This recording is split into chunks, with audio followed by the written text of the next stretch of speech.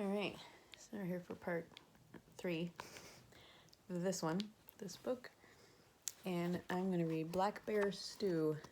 Now, the caption on this picture says, "This isn't that bear, but it's just an illustration of something funny that people would do." And that's my brother Tom standing next to it. Black Bear Stew. I wrote this one. From the time I was around 14, I would work with Pete, our dad, every summer. Each year, the location or job may be different, but we were always working on boats. We'd be gone from home for several weeks at a time and wouldn't always get the chance to call home. One year, my mom had an especially exciting story to share with us. What was exciting is I'd also, on this particular trip, gotten carbon monoxide poisoning, nearly died, but that's a different story. Okay. It wasn't uncommon for black bears to live near our cabin. However, they usually stayed away because our dogs would bark and scare them off. This time, we had a bear that didn't seem so easily scared off. Mom noticed one morning that the ducks seemed to be really upset because they were waddling around, quack, quack, quacking much more than usual. She checked on their nests and could tell that a critter had smashed the nest and eaten the baby ducks that were almost ready to be born. That made her really upset. Later that day, she realized what kind of critter did it because the bear came back looking for more. Tom and Kelly were playing outside near the house when they noticed the bear. "Mom! Mom! Bear! Bear!" they yelled. Usually making a bunch of noise would scare a bear off, but not this time. "Boys, get in the house," Mom ordered. She went to get her shotgun, which was hanging from the low ceiling in the cabin. She was scared, but knew that if she shot towards the bear, the gun would make so much noise that the bear would probably run away. This bear just didn't seem to get scared. He just stood there, looking at her. "All right, let's try that again," she yelled at the bear. She shot again, this time much closer to it, and a branch from the tree over his head fell on him. The bear still wouldn't leave. Mom knew that was a bad sign. She ran into the house and called our neighbor for help. She was afraid to try to shoot it all by herself because if she missed and only injured that bear, that would make him angry and dangerous. More dangerous. The neighbor finally arrived, and he shot and killed the bear. When Pete and I got home, Mom had already taken care of getting the bear ready to cook. We put a part of it on a spit over a fire and had a big party. I enjoyed testing it as it roasted over the spit. The rest of it had gotten prepped and packed at a butcher.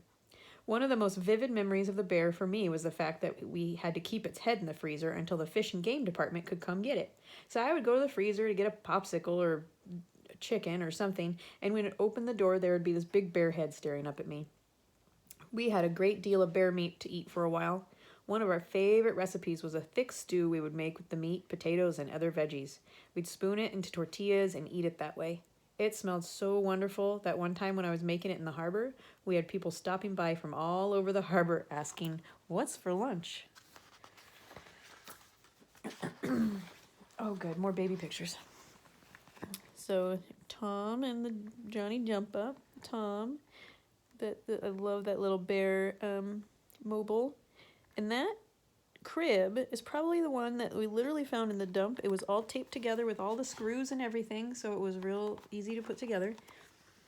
And Mom's super duper pregnant. We're in the family shower room with the laundromat. Tommy's in her belly.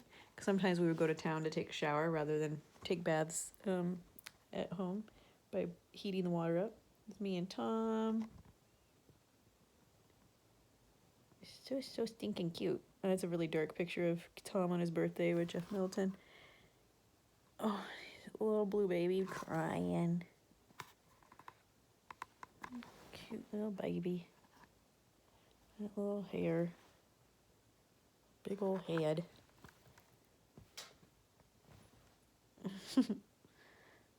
Yeah, I do. I was pissed at them a lot, but also really, really proud of them. Because there's a lot of work to be, that's my head right behind him, so at that age, I'm 10.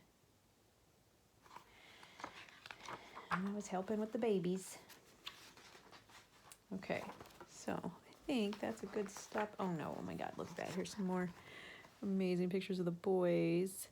They're on skates, that's why they're so damn tall. I just come home from college. Jumping off a snowdrift.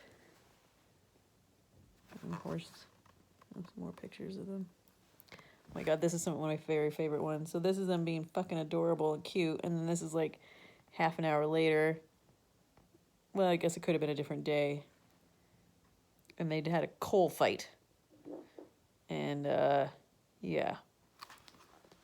My little brothers, sweet, crazy, maddening, hilarious, special boys who have grown into incredible men. Okay. Yeah, it looks like... Oh, there's a couple more long stories. Okay, let's just do one more. So, that's our dad, Pete. He's leaning up against a bed. I'm not quite sure why he's laying on the floor with the dog, but he must have been exhausted.